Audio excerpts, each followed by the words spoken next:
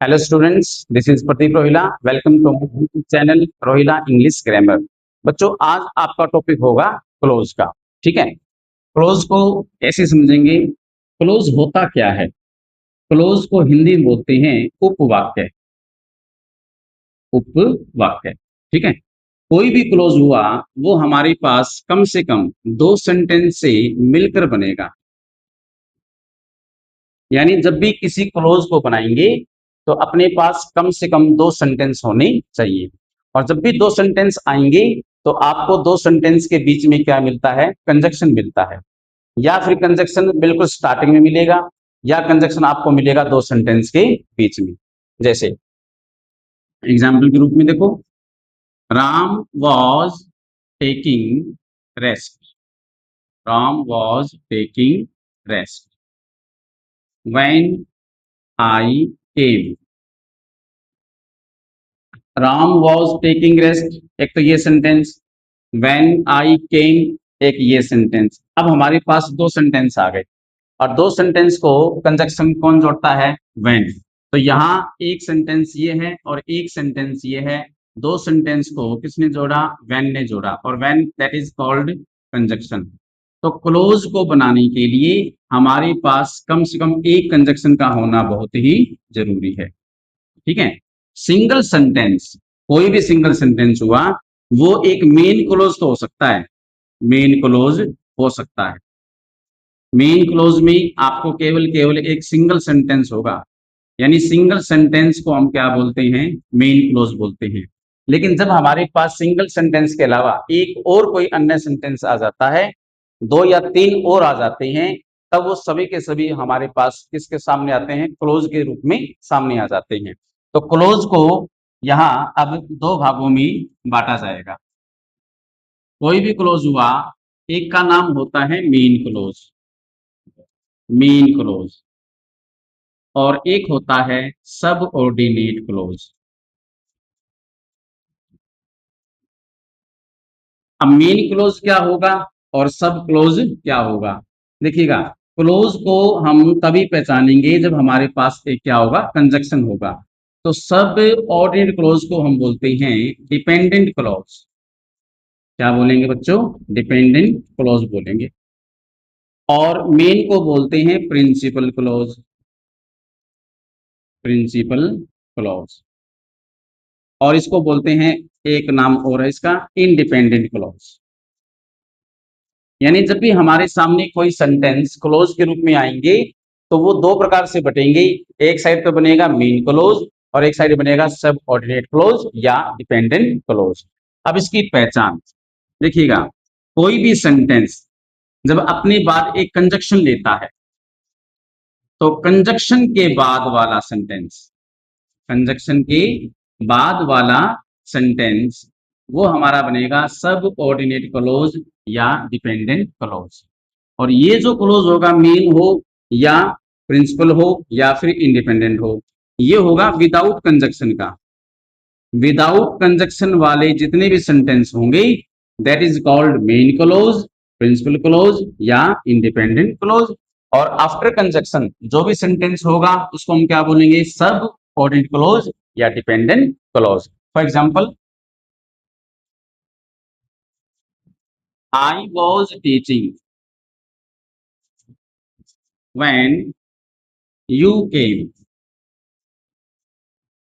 सबसे पहले हम सेंटेंस को देखते हैं। आई वॉज टीचिंग, एक तो ये सेंटेंस, यू केम एक ये सेंटेंस। तो यहां व्हेन हमारा क्या है? कंजक्शन है। ठीक है। अब पेपर में क्वेश्चन पूछेगा कि भाई यू केम ये जो सेंटेंस है ये कौन सा क्लोज है, या आई वॉज टीचिंग ये जो सेंटेंस है ये कौन सा क्लोज है। तो मैंने आपको बताया कि किसी भी कंजक्शन के बाद कोई भी सेंटेंस होगा वो क्या बनता है? सब ऑर्डिनेट क्लोज बनता है। तो यहाँ व्हेन हमारा कंजक्शन है तो कंजक्शन के बाद वाले ये बनेंगे सब ऑर्डिनेट क्लोज, सब ऑर्डिनेट क्लोज। इसका एक नाम और है डिपेंडेंट क्लोज। ठीक है। अगर इस सेंटेंस को पूछता है ये कौन सा क्लोज है, क्योंकि इस सेंटेंस में यहाँ पर कोई कंजक्शन नहीं है, ये विदाउट कंजक्शन का है, that is called main close. ये हमारा सेंटेंस बनेगा बच्चों मेन क्लोज। और मेन क्लोज को क्या बोलते हैं? प्रिंसिपल क्लोज बोलते हैं। और इसको एक नाम और से बोलते हैं इंडिपेंडेंट क्लोज। इंडिपेंडेंट क्लोज, ठीक है। एक एग्जांपल और लेते हैं। As soon as I entered the room, as soon as I entered the room, comma, all the students, all the students stood up। यहां भी दो सेंटेंस हो गई, एक तो आई एंटर्ड द रूम, एक तो ये सेंटेंस। एक all the students stood up, एक ये सेंटेंस। जब भी दो सेंटेंस आएंगे तो एक सेंटेंस में बनेगा मेन क्लोज और दूसरे में बनेगा हमारा सब ऑर्डिनरी क्लोज या डिपेंडेंट क्लोज। तो मैंने बोला कंजक्शन, कंजक्शन के बाद, जो कि यहाँ एज सुन एज कंजक्शन है, ठीक है। तो कंजक्शन के बाद जो सेंटेंस होगा ये है आई एंटर्ड द रूम, इसको हम बोलेंगे सब ऑर्डिनेट क्लॉज, ठीक है। और ये हमारा बच गया विदाउट कंजक्शन वाला, इसको हम बोलेंगे मेन क्लॉज। तो मेन क्लॉज को और डिपेंडेंट क्लॉज को आपने ऐसे पहचानना है, ठीक है।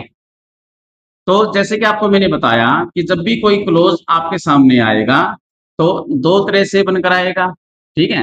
एक तो आपको मैंने बताया कि भाई मेन क्लोज, ठीक है। एक आपको मैंने बताया सब ऑर्डिनेट क्लोज। तो मेन क्लोज में और सब ऑर्डिनेट क्लोज में जो डिफरेंस था वो किसका था? कंजक्शन का था, ठीक है। तो एक क्लोज और बनकर आता है कोऑर्डिनेट क्लोज। अब यहां ध्यान रखना कि ये जो क्लोज होता है ये तो बिना कंजक्शन का होगा, ठीक है, विदाउट कंजक्शन का होगा। ये जो सब होता है या डिपेंडेंट होता है इसको बोलते हैं हम कंजक्शन के बाद वाला सेंटेंस, कंजक्शन के बाद वाला। लेकिन कोऑर्डिनेट क्लोज भी कहता है कि मैं भी कंजक्शन के बाद आऊंगा। तो कोऑर्डिनेट क्लोज को फैन बॉयज के कंजक्शन से जानना है बच्चों आपने। फैन बॉयज यानी एफ का मतलब फॉर, ए का मतलब एंड, एन का मतलब नोर, बी का मतलब बट, ओ का मतलब और, वाई का मतलब यट और एस का मतलब सो।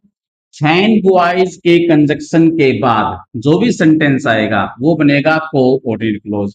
और फैन बॉयज को छोड़कर बाकी जितने भी शेष कंजक्शन हैं वो हमारे बनेंगे डिपेंडेंट क्लोज के, और ये बिना कंजक्शन के होगा। जैसे आई वर्कड हार्ड, मैंने मेहनत किया। सो इसलिए आई गॉट ए जॉब, मुझे जॉब मिल गई। एक सेंटेंस ये आ गया, I worked hard, I got a job, एक ये सेंटेंस हो गया। तो यहां कंजक्शन हमारा क्या है? सो है। अब सो कंजक्शन किसका बनता है? फैन बॉयज में से आता है, ये द एस। तो ये हमारा बनेगा कोऑर्डिनेट क्लोज। तो आई गॉट ए जॉब को अगर पूछता है तो आप इसका नाम देंगे कोऑर्डिनेट क्लोज। अगर फैन बॉयज के कंजक्शन नहीं होते हैं तो हमारे बनेंगे डिपेंडेंट क्लोज, ठीक है। और ये हमारा एक सेंटेंस और बच गया, क्योंकि एक क्लोज में तो मेन बनेगा ही बनेगा, तो इस सेंटेंस को तो बोलेंगे मेन क्लोज। और फैन बॉयज के कंजक्शन के बाद वाले सेंटेंस बनेंगे कोऑर्डिनेट क्लोज, ठीक है। One more example. Radha did not run fast yet she won a race, ठीक है। Radha did not run fast, एक तो ये सेंटेंस, ठीक है। और शी वॉन ए रेस, एक ये सेंटेंस। दो सेंटेंस आते हैं तो हमारा ये क्या बन जाता है? क्लोज, ठीक है। अब पेपर में पूछेगा कि शी वॉन ए रेस, ये कौन सा क्लोज है? तो आपके पास ऑप्शन आएंगे बच्चों ए बी सी डी। ए में कहेगा भाई ये मेन क्लोज है, ठीक है। और बी में कहेगा कि भाई ये डिपेंडेंट क्लोज है या सब ऑर्डिनेट क्लोज है। और सी में पूछेगा कि भाई ये कोऑर्डिनेट क्लोज है। और डी में कह देगा कि भाई ये नन ऑफ दीज में आता है। तो यहां देखेंगे कंजक्शन, जैसे कि कंजक्शन आपके पास क्या आ गया? यट आ गया। तो यट कंजक्शन हमारा किसका था? फैन बॉयज का था। तो फैन बॉयज के कंजक्शन जहां पे आएंगे उसका नाम क्या देंगे, कोऑर्डिनेट क्लॉज। तो हमारा राइट आंसर क्या बनेगा, सी। ये क्या बनेगा, कोऑर्डिनेट क्लॉज। ठीक है, अगर ये इस सेंटेंस के बारे में पूछता ये कौन सा क्लोज बनेगा, ठीक है, तो एक क्लोज तो पक्का पक्का हमेशा होता है मेन क्लोज, है ना। कंजक्शन के बाद वाले बनते थे डिपेंडेंट या को, तो ये विदाउट कंजक्शन वाला आ गया। इसका आंसर क्या बनेगा हमारा, मेन क्लोज। तो मेन क्लोज, सब ऑर्डिनरी क्लोज और को ऑर्डिनरी क्लोज को ऐसे पहचानना है। ठीक है, अब इसका सेकंड पार्ट आ गया, क्योंकि सब ऑर्डिनेट क्लोज तीन टाइप में आएगा, तीन भागों में बटेगा। मेन क्लोज की कोई टाइप नहीं थी, को ऑर्डिनरी क्लोज की कोई टाइप नहीं होती, लेकिन सब ऑर्डिनरी क्लोज को तीन टाइप में बांटा जाएगा। एक तो बनता है नाउन क्लोज, ध्यान रखना, जो भी बनता है आंसर सब का या डिपेंडेंट का, वो नीचे से तीन प्रकार का और बन सकता है। या तो बनेगा नाउन क्लोज, ठीक है, या बनेगा एडजेक्टिव क्लोज, एडजेक्टिव क्लोज, या बनेगा फिर एडवर्ब क्लोज। अब ये ध्यान रखना, एडजेक्टिव को बोलते हैं रिलेटिव क्लोज। इसको क्या बोलेंगे, रिलेटिव क्लोज। क्योंकि कंजक्शन तीनों में आएंगे, यहां भी कंजक्शन आएगा, ठीक है, यहां भी कंजक्शन आएगा और यहां भी कंजक्शन आएगा।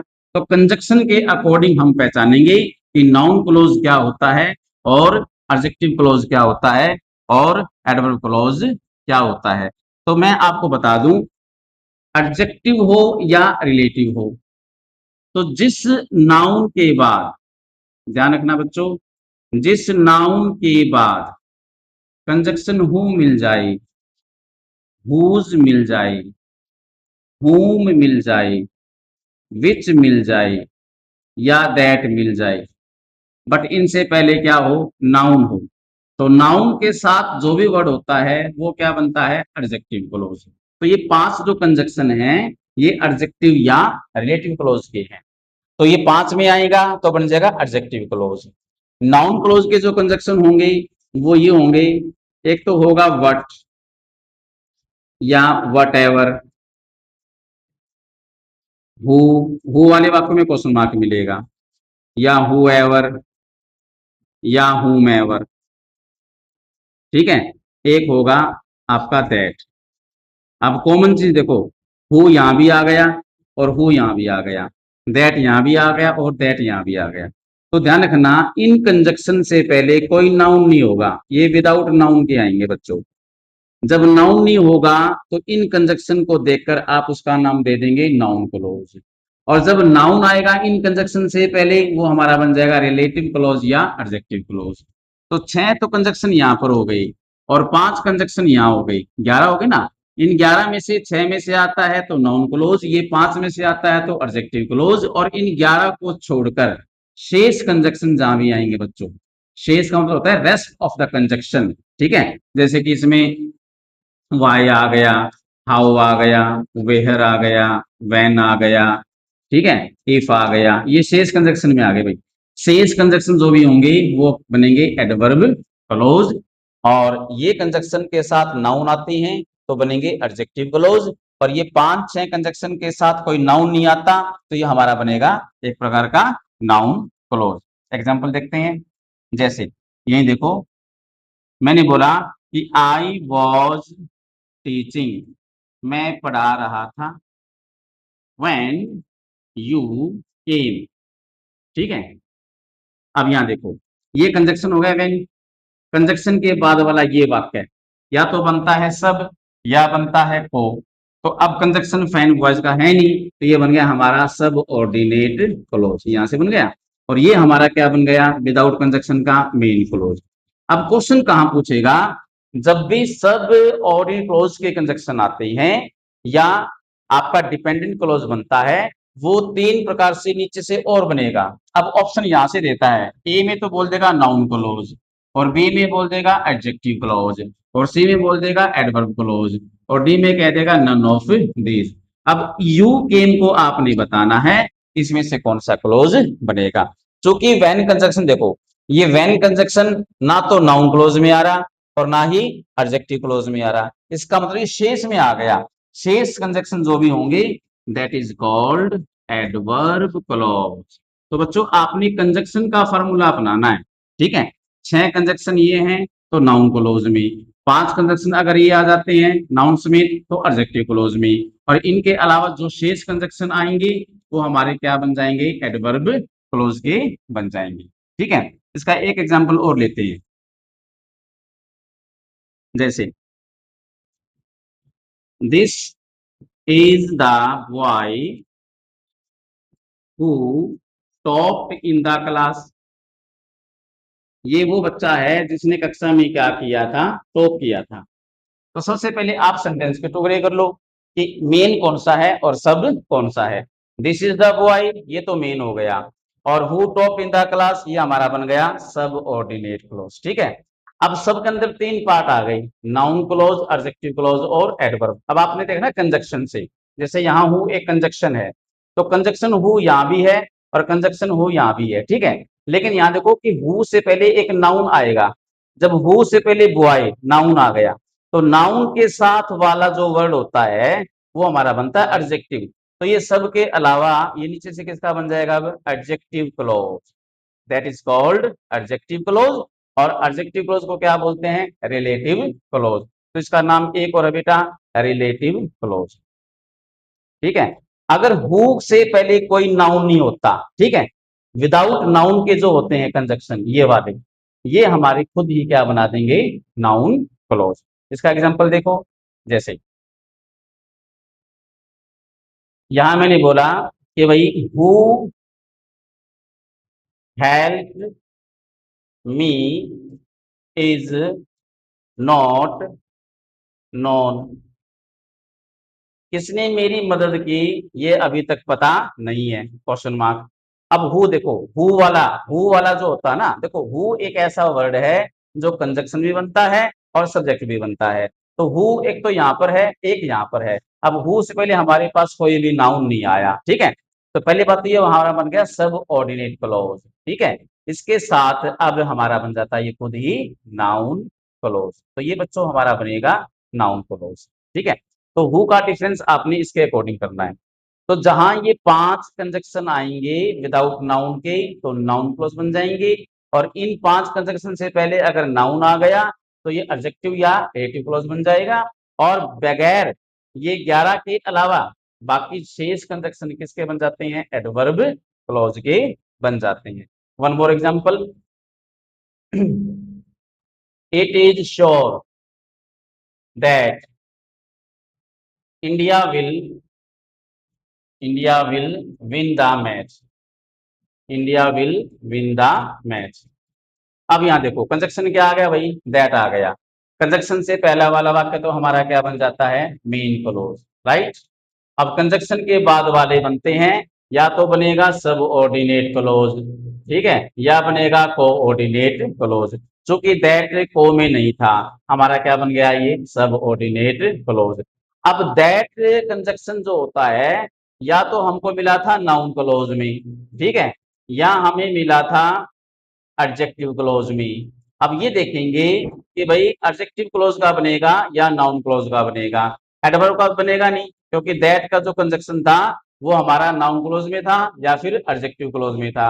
अब यहाँ देखो दैट से पहले यहाँ पर कोई नाउन नहीं आया, ये खुद ही क्या बन गया हमारा नाउन क्लोज। तो यहाँ आंसर हमारा बनेगा नाउन क्लोज का। अगर मैं दैट से पहले कोई यहाँ पर नाउन लगा देता फिर वो हमारा ऑप्शन बी में जाता, एडजेक्टिव क्लोज या रिलेटिव क्लोज। जैसे इसका एग्जांपल देखो, मैंने बोला कि इट इज द बॉय ये वो लड़का है, दैट हेल्प्स यू जो आपकी क्या करता है, मदद करता है, दैट हेल्प यू। अब यहाँ देखो बेटा दैट वाला वाक्य, ठीक है, पहली बात तो हमारा क्या बन गया, सब ऑर्डिनेट। अब ऑप्शन हमारे बेटा यहां से आ जाते हैं, एक noun clause, B adjective clause, C adverb clause और डी नन ऑफ दीज। अब यहां देखेंगे दैट से पहले कौन आ गया, बॉय, यानी ये नाउन को क्या कर रहा है, रिप्रेजेंट कर रहा है। यहां दैट का मतलब होता है जो, ये वो लड़का है जो तुम्हारी मदद करता है। यहां दैट का मतलब क्या था, कि ये बिल्कुल श्योर है कि इंडिया क्या करेगा, मैच जीतेगा। तो यहाँ दैट से पहले कोई नाउन नहीं था तो नाउन क्लोज बन गया। यहाँ दैट से पहले क्या आ गया, नाउन। तो नाउन के साथ लगने वाले जो वर्ड होते हैं वो क्या बनते हैं, एडजेक्टिव क्लोज। इसका आंसर क्या आएगा, बी आएगा। तो बच्चों दैट का जो फार्मूला है, दैट से पहले अगर नाउन आएगा तो एडजेक्टिव क्लोज बनेगा, और दैट से पहले कोई नाउन नहीं है तो खुद ही मिल जाएगा, नाउन क्लोज में जाएगा। ठीक है, तो ये हमारे पार्ट थे शब्द के 3 पार्ट। अब लास्ट पॉइंट आ गया बच्चों, इसका थोड़ा ध्यान रखना है। जितने भी एडवर्ब क्लोज बने हैं, जितने भी एडवर्ब क्लोज बने हैं वो अब 6 प्रकार के बनते हैं। क्योंकि कोई भी एडवर्ब क्लॉज हुआ, एक तो शो करेगा प्लेस को, एक शो करेगा रीजन को, एक शो करेगा टाइम को, एक शो करेगा कंडीशन को, और एक शो करेगा मोड या मैनर को, मोड या मैनर को। यानी स्थान को दर्शाने वाले जो कंजंक्शन होंगे ना वो तो बनेंगे एडवर्ब ऑफ प्लेस, और कारण को दर्शाने वाले जो कंजंक्शन होंगे वो बनेंगे एडवर्ब ऑफ रीजन के, और समय को दर्शाने वाले जो होते हैं कंजंक्शन वो बनते हैं एडवर्ब ऑफ टाइम के, और कंडीशन यानी शर्त वाले जितने होते हैं वो बनते हैं एडवर्ब ऑफ कंडीशन, और जो ढंग या तरीका को बताएगा वो बनेगा मोड या मैनर को बताएगा। और एक वो होता है लास्ट में कॉन्ट्रास्ट। कॉन्ट्रास्ट क्या होता है, जो दो व्यक्तियों के कार्यों में क्या दिखा दे, थोड़ा सा अंतर दिखा दे। तो इन कंजंक्शन को आपने पहचानना है। जितने भी एडवर्ब क्लॉज बने थे या तो अंतर को शो करेंगे या प्लेस को। जैसे प्लेस वाला वर्ड आ जाता है वेयर, वेयर का मतलब क्या होता है, कहां, यानी बात हो रही है स्थान की, तो जहां वेयर वर्ड आएगा वो एडवर्ब ऑफ प्लेस बन जाएगा। रीजन में आपको मिलेगा वाई, जहां वाई वर्ड आएगा वहां एडवर्ब ऑफ रीजन बन जाएगा। और जो टाइम को दर्शाता है, जैसे वैन है, वैन किसका प्रतीक है, समय का, कब या जब, तो ये बनेगा एडवर्ब ऑफ टाइम का। कंडीशन में क्या मिलेगा आपको, इफ, अनलेस, ठीक है, टिल, अनटिल। तो टिल, अनटिल वाले और इफ वाले वाक्यों को हम बोलेंगे एडवर्ब ऑफ कंडीशन। मोड या मैनर में आपको मिलेगा केवल हाउ, ठीक है। तो इन कंजंक्शंस को देखकर आपने adverb of place, adverb of reason. अब आ जाओ कॉन्ट्रास्ट। कॉन्ट्रास्ट में आपको मिलेगा वाहिद, ठीक है। तो यहां देखो क्वेश्चन, जैसे आई डू नॉट नो, मैं नहीं जानता, मैं नहीं जानता, वेयर ही लिव्स, कि वो कहां रहता है, ठीक है। अब कंजंक्शन वेयर आ गया भाई, तो वेयर पहली बात तो हमारा बन गया था सब ऑर्डिनेट क्लॉज का, फिर बन गया हमारा यहाँ पर ये एडवर्ब क्लॉज का। अब एडवर्ब में आपके पास ऑप्शन आ जाते हैं, एडवर्ब ऑफ कॉन्ट्रास्ट है, एडवर्ब ऑफ प्लेस है, एडवर्ब ऑफ रीजन है, या टाइम है, या कंडीशन है। तो वेयर किसका प्रतीक है, स्थान का। स्थान को क्या बोलते हैं, प्लेस, तो ये बन जाएगा एडवर्ब ऑफ प्लेस बन जाएगा, ठीक है। अगर इस सेंटेंस को ऐसा बोलता हूं, इफ यू वर्क हार्ड, अगर आप मेहनत करते हैं, तो यू विल पास, तो आप पास हो जाओगे। तो मैंने रखी क्या कंडीशन, अगर आप मेहनत करते हैं, तो अगर का मतलब मैं क्या शो कर रहा हूं, कंडीशन। तो कंजंक्शन देखो इफ आ गया, इफ वाला कंजंक्शन हमारा किसका बनता था, सब ऑर्डिनेट क्लॉज का, और बाद में क्या बन गया था फिर ये एडवर्ब क्लॉज में। अब एडवर्ब क्लॉज में ऑप्शन आ गए, एडवर्ब ऑफ कॉन्ट्रास्ट है, या प्लेस है, या रीजन है, या टाइम है, या कंडीशन है, तो क्या बनेगा, ये कंडीशन में बनेगा। तो एडवर्ब ऑफ कंडीशन में आ जाएगा ये वहां पे, ठीक है। इसके साथ दो एग्जांपल बोल लेते हैं। अब जैसे आ गया, आई डू नॉट नो, मैं नहीं जानता, व्हेन, कब, द ट्रेन कम, कि गाड़ी कब आती है मुझे नहीं पता। तो आई डू नॉट नो एक तो ये सेंटेंस हो गया, और व्हेन द ट्रेन कम्स एक ये सेंटेंस हो गया। अब व्हेन कंजंक्शन किसका प्रतीक है, कब या समय का, तो ये बनेगा हमारा एडवर्ब ऑफ टाइम। क्या बनेगा, एडवर्ब ऑफ टाइम। अगर इस सेंटेंस को मैं ऐसा बोलूं कि आई डू नॉट नो, भाई मुझे नहीं पता, why the train is late, कि गाड़ी लेट क्यों है। तो गाड़ी के लेट होने का कोई व्यक्ति कारण पूछ रहा होगा, ये जो वाई वर्ड है ये किसका प्रतीक है, कारण का, तो ये बनेगा एडवर्ब ऑफ रीजन। इसका आंसर क्या आएगा, एडवर्ब ऑफ रीजन आएगा बच्चों, ठीक है।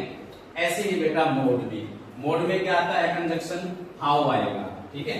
हाउ आएगा तो ये एडवर्ब ऑफ क्या बन जाएगा, कंडीशन बन जाएगा। इसका एग्जांपल देखो, आई डू नॉट नो, मैं नहीं जानता, हाउ ही ऑपरेटेड, उसने कैसे ऑपरेट किया, दिस कंप्यूटर, इस कंप्यूटर को उसने कैसे ऑपरेट किया, इस बात का मुझे पता नहीं है। तो ये जो हाउ कंजक्शन है, पहली बात तो ये क्या बन गया, डिपेंडेंट क्लॉज का, राइट, या सब का बन गया। अब सब में तीन पार्ट थे, नाउन क्लॉज, एडजेक्टिव क्लॉज और एडवर्ब। तो ये हमारा बन गया हाउ एडवर्ब में। अब एडवर्ब कौन सा बनेगा, एडवर्ब ऑफ प्लेस बनेगा, रीजन बनेगा, या टाइम बनेगा, या मोड या मैनर। चूंकि यहाँ पर ये मोड की बात बता रहा है तो एडवर्ब ऑफ मोड या मैनर। तो बच्चों ये एडवर्ब की क्या थी, टाइप थी, ठीक है। तो एडवर्ब क्लॉज जो भी बनती हैं, या तो बनेगा adverb of place, adverb of time, adverb of reason, adverb of condition, adverb of mode या मैनर, ठीक है। कोई डाउट है? ओके।